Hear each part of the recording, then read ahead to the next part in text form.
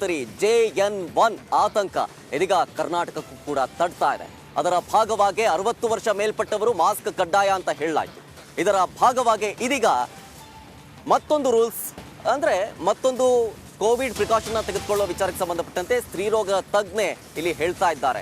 ಗರ್ಭಿಣಿಯರು ಕೂಡ ಮಾಸ್ಕ್ ಧರಿಸಬೇಕು ಅನ್ನುವಂತಹ ಸಲಹೆಯನ್ನ ಕೊಡ್ತಾ ಇದ್ದಾರೆ. JN1 ಆತಂಕ ಕಾಡ್ತಾ ಇದೆ ಕರ್ನಾಟಕಕ್ಕೂ ಕೂಡ.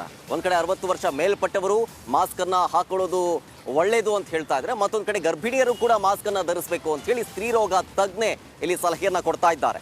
ಕೋವಿಡ್ ಬಗ್ಗೆ ಯಾರು ಕೂಡ ಭಯ ಪಡುವ ಅಗತ್ಯ ಇಲ್ಲ ಅಂತ ಡಾಕ್ಟರ್ ಪರಿಮಳಾ ದೇವಿ ಸಲಹೆ ಕೊಡ್ತಾ ಇದ್ದಾರೆ. ರೋಗ ನಿರೋಧಕ ಹೆಚ್ಚಿಸುವಂತಹ ಆಹಾರವನ್ನ ತಿನ್ನೋದಕ್ಕೆ ಸೂಚನೆಯನ್ನ ಕೊಡ್ತಾ ಇದ್ದಾರೆ. JN1 ರೂಪಾಂತರಿ ವೈರಸ್ ಏನಾದ್ರೂ ಕಾಣಿಸ್ಕೊಂಡ್ರೆ ಒಂದೆರಡು ದಿನದಲ್ಲಿ ಗುಣಮುಖ ಆಗುತ್ತೆ, ಭಯ ಬೇಡ, ಯಾವುದೇ ರೀತಿಯಾದಂತಹ ಹೆದರಿಕೆ ಕೂಡ ಬೇಡ ಅಂತ ಹೇಳಿ ಸಲಹೆಯನ್ನ ಕೊಡ್ತಾ ಇದ್ದಾರೆ ಡಾಕ್ಟರ್ ಪರಿಮಳಾ ದೇವಿ. ಒಂದ್ ಕಡೆ ಕೇರಳದಲ್ಲಿ JN1 ರೂಪಾಂತರಿ ವೈರಸ್ ಕಾಣಿಸ್ಕೊಳ್ತು, ಕರ್ನಾಟಕದಲ್ಲೂ ಕೂಡ ಅದರ ಆತಂಕ ಮನೆ ಮಾಡ್ತಾ ಇದೆ. ಹೀಗಾಗಿ ಸ್ತ್ರೀರೋಗ ತಜ್ಞೆ ಕಿವಿ ಮಾತು ಹೇಳ್ತಾ ಇದ್ದಾರೆ ಗರ್ಭಿಣಿಯರಿಗಾಗಿ. ಕರೋನಾ ವ್ಯಾಕ್ಸಿನ್ ನೀವು ಆಲ್ರೆಡಿ ತಗೊಂಡಿದ್ದೀರಾ, ಹೌದು ತಾನೆ? ನೀವು ವ್ಯಾಕ್ಸಿನ್ ತಗೊಳ್ಳೋದ್ರಿಂದ ಅಂತ ಗಾಬರಿ ಆದಂಥ ಒಂದು ಸನ್ನಿವೇಶ ಇಲ್ಲವೇ ಇಲ್ಲ. ಮತ್ತು ಈಗ ಬಂದಿರುವ ಈ ತಳಿ ಏನಂತೀವಿ ಝೆನ್ ತಳಿ, ಅಷ್ಟು ಒಂದು ವಿರುಲೆನ್ಸ್ ಅಂತ ಅಥವಾ ಒಂದು ಹಾನಿ ಉಂಟು ಮಾಡುವಂತಹ ಒಂದು ತಳಿ ಅಲ್ಲ. ಅದರ ಏನಿದ್ದರೂ ಸ್ವಲ್ಪ ಒಂದೆರಡು ದಿವಸದಲ್ಲಿ ಜ್ವರ ಕೆಮ್ಮನ್ನ ತೋರಿಸಿ ಅದು ತನ್ನಷ್ಟಕ್ಕೆ ತಾನೇ ಹೊರಟೋಗುತ್ತೆ.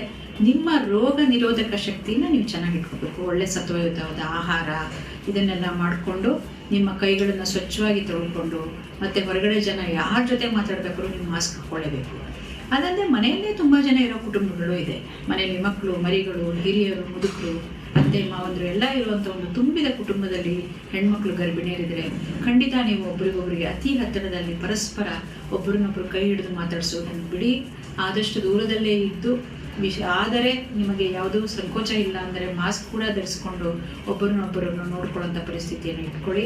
ಹಾಗೂ ಕೂಡ ಇನ್ನೊಂದೇನು ಅಂದರೆ ಯಾರಿಗೂ ಮಕ್ಕಳಿಗೆ ಪಾಪ ಕೆಮ್ಮು ಬಂದಿರ್ಬೋದು, ಸ್ಕೂಲಿಗೆ ಹೋಗ್ತವೆ ಬರ್ತಾವೆ. ಸೊ ಅಲ್ಲಿನೂ ಕೂಡ ನೀವು ಸ್ವಲ್ಪ ಮುಂಜಾಗ್ರತೆ ಕ್ರಮ ತಗೋಬೇಕು. ಇದ್ದಕ್ಕಿದ್ದಂಗೆ ಮಕ್ಕಳು ಕೆಮ್ಮುವಾಗ ನೀವು ಸ್ವಲ್ಪ ಹುಷಾರಾಗಿರಿ. ಯಾಕಂದರೆ ಗರ್ಭಿಣಿ ಸ್ತ್ರೀಯರಿಗೆ ಸ್ವಲ್ಪ ಇಮ್ಯುನಾಲಜಿಕಲ್ ಪವರ್ ಸ್ವಲ್ಪ ಕಡಿಮೆ ಇರುತ್ತೆ.